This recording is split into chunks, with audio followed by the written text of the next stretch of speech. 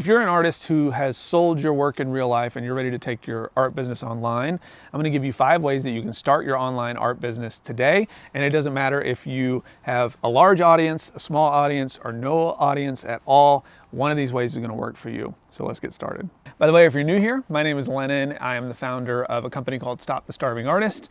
And I have been very fortunate to help hundreds and hundreds of artists and creatives grow their online views by billions and their income by hundreds of thousands, subscribers by millions, doing the things that we're going to talk about today. But I just want to say it's not important to have the biggest audience. It's just important to have the right one. And so that's what I want to focus on. So the first way that you can get started with your online art business is the thing that a lot of people talk about, which I'm not going to spend a lot of time on because a lot of people talk about it, but it's things like Etsy or Saatchi, Art Finder, Redbubble, stuff like that.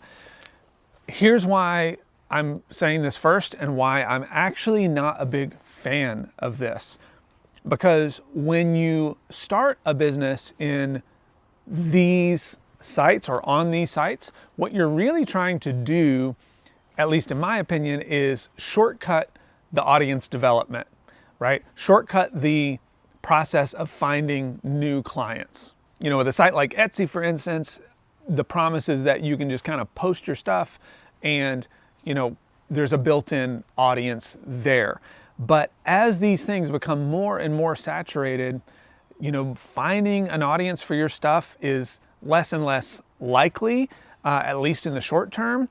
And then on top of that, if you are trying to sell anything that is over, $50, $100, it is hard. It's like trying to sell Louis Vuitton in Dollar General. It does not work. So I can hear you. All right, Lennon. So if I can't sell on, Etsy or Redbubble or any of that stuff, like what do I do? Well, if you have any sort of audience on social media right now, and I mean over 100 followers, I would suggest that you focus on selling one piece through social media in 1 week. And I'm going to walk you through exactly how to do that. But let's talk real quickly why this is so powerful. Most of the issues that you're having are paralysis analysis. You are overthinking things probably, where you're like, well, what if I do this wrong? Just tell me the right way. This is a simple way for you to just get started and get over the hump and learn a few things. So let me give you the exact 3 steps that I would do. Step number 1, just pick one piece and develop a little story around that piece. Like, why did you make it? And why is it valuable to your viewers, right? Why is it valuable to your audience? What do you want them to get from it? That's step 1. Step 2, on a Google Doc, the title of the piece, some great photos, the story of the piece, and just letting people know, like, I only have one of these. Here's the price. Click here to email me and we'll get everything set up. So you don't even need a buy now link, on the Google Doc. You could just make it really, really simple. Step 3, get on social media, and for 1 week, every day, you're going to post on there something about the piece, either a process video. I would only recommend doing a 1 process video because those typically attract other artists. If you're only attracting other artists on your social media, that's a whole separate conversation that we need to have. So that's a different video. But 1 video that's your process, 1 video that talks about the story, 1 video that talks about you and why you're passionate about the thing that this art piece is about, 1 video that is just basically reading the Google Doc, right? So you're just like, hey, here's the story of this thing. Here's the title of it. Here's how much it is. I only have 1 of them, right? And with every one of these videos, what you're going to do is remind people, hey, I've only got 1. It's first come, first served. And if you want it, DM me. I'll send you the info. When they DM you, you send them the Google Doc, right?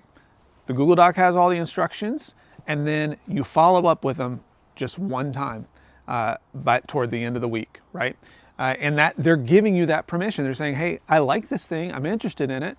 And you just make sure to follow up. And then you see what happens. And you don't get married to the result. What you're doing is finding ways of selling that feel more comfortable. It's like the first time you rode a bike, you didn't expect to do it perfectly. You just kind of got up and started pedaling and then fell off the horse a little bit and then you got back on. So that's really what this process is about. So the third way that you could start your art business online today is ask previous buyers that are online. So this is assuming that maybe you don't have much of an audience, right?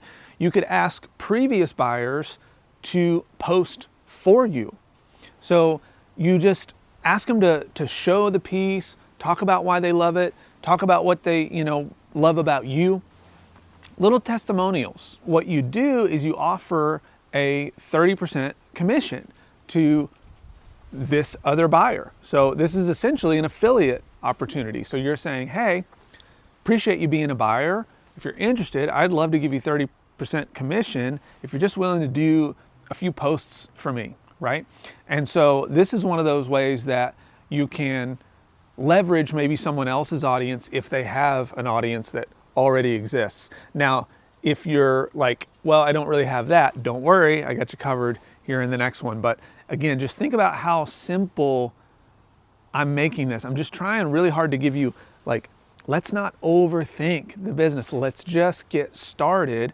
And then from these opportunities, you can develop a system over time, right? That's what I really want for you guys. Simple, simple, simple art business, not something that is some big, complicated, overdone, funnel or, sales process that like requires all this tech and automation. Like, let's just keep it really, really simple.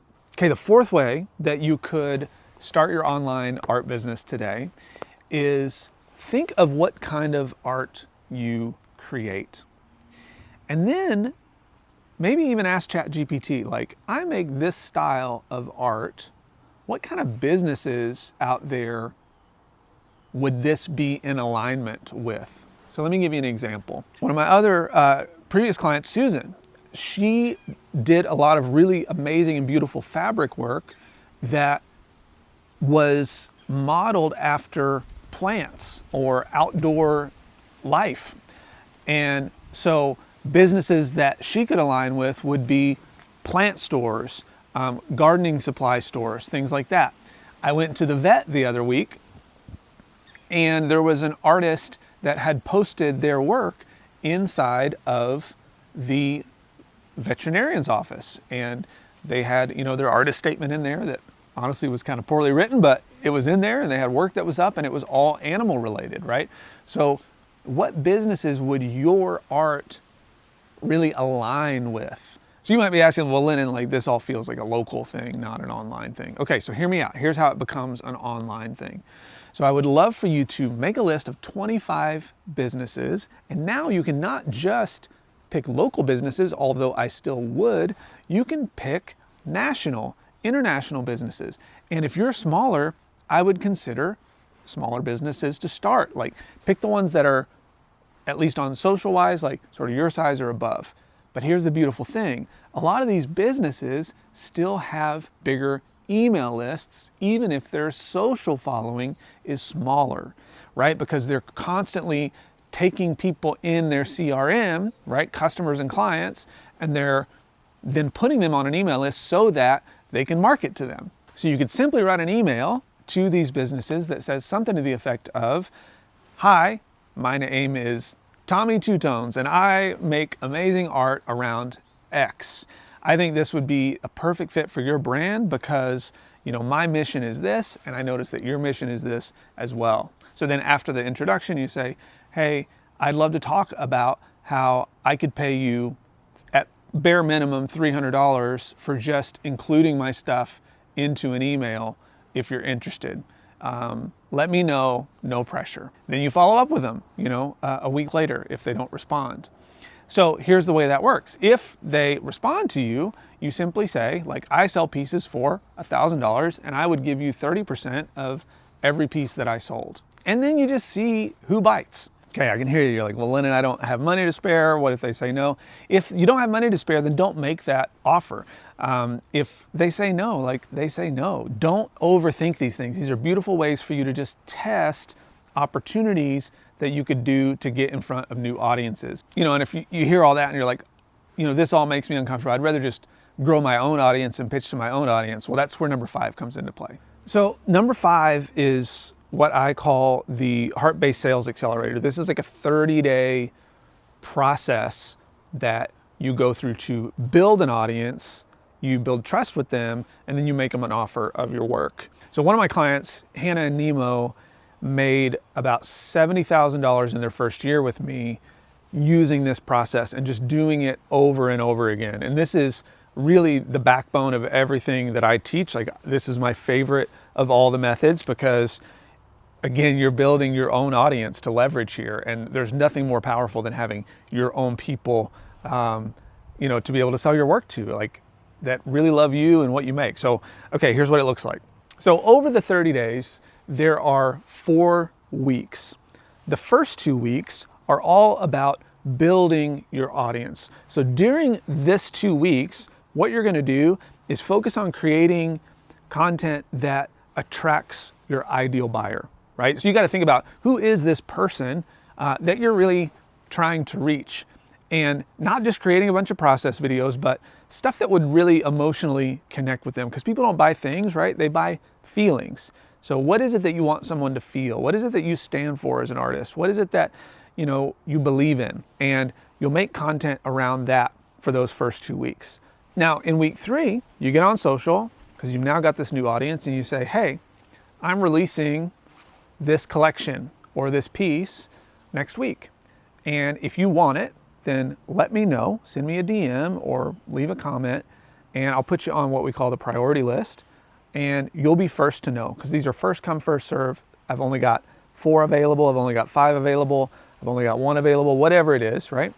And now you've built this little list of people that are excited about, the thing that you're making, and they've given you permission to reach out to them. And so in week 4, we make the sale, right? So you first make the offer to the priority list. You say, hey, you said you were interested.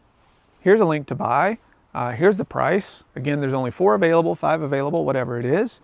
And then you're selling on social based on the results of what happened in your priority list.